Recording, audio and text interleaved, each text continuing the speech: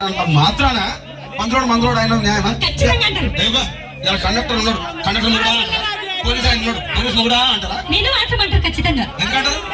అలా అట్లా అంటే నన్ను కూడా అట్లా అంటారు. కానీ దండం పెడితే ఒక మాత్రం ఏ మాట? అదే ఏ మాట చెప్పు.